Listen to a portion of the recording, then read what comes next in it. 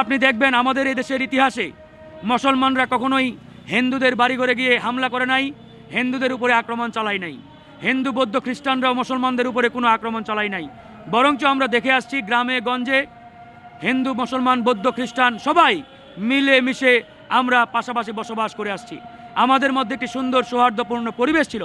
কিন্তু এই আবুল সরকারের বক্তব্যের মাধ্যমে আমাদের এই যে হাজার বছরের ঐতিহ্য, যে সংস্কৃতি, যে আমাদের সম্প্রীতির যে বাংলাদেশ, সম্প্রীতি যে আমাদের কালচার, এটাকে বিনষ্ট করা, এই দেশটাকে একটা অরাজক পরিস্থিতির দিকে ঠেলে দেওয়া, এই দেশটাকে কিভাবে অরাজকতার মাধ্যমে নির্বাচন বিলম্বিত করা যায়, নির্বাচন যাতে না হয়, এখানে একটা হট্টগোল পাকিয়ে আবার ওই ভারতীয় তাবেদারি আধিপত্য শক্তিগুলো আমাদের উপরে জেঁকে বসতে পারে, তারই একটা পরিকল্পিত অংশ আমি মনে করি এই আবুল সরকারের ধৃষ্টতাপূর্ণ বক্তব্য। আবুল সরকার তিনি আমাদের মহান আল্লাহকে নিয়ে যে ধরনের কটূক্তি করেছেন, এই কটূক্তি করার ফলে তিনি একটি অমার্জনীয় অপরাধ করেছেন, যে অপরাধের কোনো ক্ষমা নেই এক কথায়। আসলে দেখেন, আমরা গণ অধিকার পরিষদ সবসময় মুক্ত স্বাধীনতায় বিশ্বাসী, বাক স্বাধীনতায় বিশ্বাসী। আমরা মনে করি যে একটি গণতান্ত্রিক বাংলাদেশ বিনির্মাণ করতে হলে কোনোভাবেই জনগণের বাক স্বাধীনতার উপরে হস্তক্ষেপ করা যাবে না, হস্তক্ষেপ করার কোনো সুযোগ নেই। কিন্তু বাক স্বাধীনতা মানে এটা নয় যে আপনি যা ইচ্ছে তা করবেন, আপনি আরেকজনের ধর্মীয় অনুভূতিতে আঘাত করবেন, ধর্ম নিয়ে কটূক্তি করবেন। এটা এদেশের ধর্মপ্রাণ মুসলমানেরা কোনোভাবেই বরদাস্ত করবে না। ইতিমধ্যে আপনারা বাউল শিল্পী আবুল সরকারের ভিডিওটি দেখেছেন। সেই ভিডিওটি দেখে আপনার মধ্যে যদি ইমানিত্বের ন্যূনতম রক্ত প্রবাহিত হয়, মুসলমানিত্বের রক্ত প্রবাহিত হয়, আপনার স্থির থাকার কোনো কথা নয়।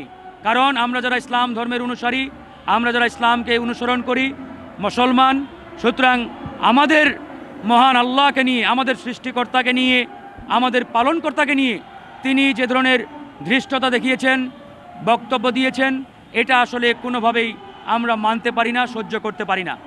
ইতিমধ্যে সরকার তাকে গ্রেপ্তার করেছে, গ্রেপ্তার করে ইতিমধ্যে তাকে বিচারের মুখোমুখি করা হচ্ছে। কিন্তু আসলে আমি অবাক হয়ে যাই যে বাংলাদেশে কিছু তথাকথিত সংগঠন, কিছু রাজনৈতিক ব্যক্তি, আবারও দেখলাম বাউলদের কিছু শিল্পী সংগঠন, তারা আসলে তার মুক্তির জন্য রাজপথে, প্রেস ক্লাবে, শহীদ মিনারে, শাহবাগে আন্দোলন করছে।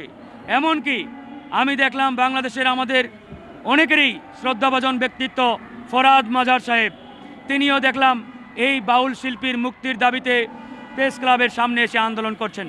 আমি ফরহাদ ভাইয়ের প্রতি আহ্বান জানাবো, ফরহাদ ভাই, আপনি কি জানেন না এই বাউল শিল্পী সরাসরি আল্লাহকে নিয়ে যে ধরনের কুরুচিপূর্ণ বক্তব্য দিয়েছেন, এই বক্তব্যের পরেও আপনি ফরহাদ মাজার কিভাবে তার মুক্তির দাবিতে রাজপথে নামতে পারেন আমার বুঝে আসে না। আপনি বাংলাদেশের একজন তাত্ত্বিক ব্যক্তি, লেখক, সাহিত্যিক, বুদ্ধিজীবী, তা আপনার যে বিবেক বোধ আছে, আপনি আপনার এই বিবেক বোধের মাধ্যমে আপনি আপনার নিজেকে জিজ্ঞেস করেন, এই বাউল শিল্পী হাজারো নয়, লাখো নয়, কোটি কোটি মুসলমানের হৃদয়ে যে আঘাত করেছেন, ছুরি চালিয়েছেন, গুলি চালিয়েছেন, এটা কি কোনোভাবেই ক্ষমা করা যায়? একই সাথে আমরা দেখলাম যে বেশ কিছু বাউল শিল্পীদের সংগঠন, তারাও তার মুক্তির দাবিতে আন্দোলন করছে, সংগ্রাম করছে। ভাইরা আমার, আমরা সবসময় একটা কথা বলি, আমরা কোনোভাবেই কারো বাক স্বাধীনতায় হস্তক্ষেপ করতে চাই না, কেউ করলে আমরা সেটা বরদাস্ত করি না। কিন্তু আপনাদের এই আরেক শিল্পী যে ধৃষ্টতা দেখিয়েছে, এটা কোনোভাবেই ক্ষমা করার বিষয় নয়, ক্ষমা করার যোগ্য নয়। বরং আপনাদের উচিত ছিল এই আবুল সরকারকে আপনারা দায়িত্ব নিয়ে পুলিশের হাতে তুলে দেওয়া, আইনের হাতে তুলে দেওয়া, বিচারের মুখোমুখি যাতে করা হয়। কিন্তু আপনারা তার মুক্তির দাবিতে নামছেন, মানে আপনারা নিজেরাও এই বাউল সরকার যে অপরাধ করেছে, এই অপরাধের ভাগিদার হওয়ার জন্য তার পক্ষে আপনারা আজকে কথা বলছেন।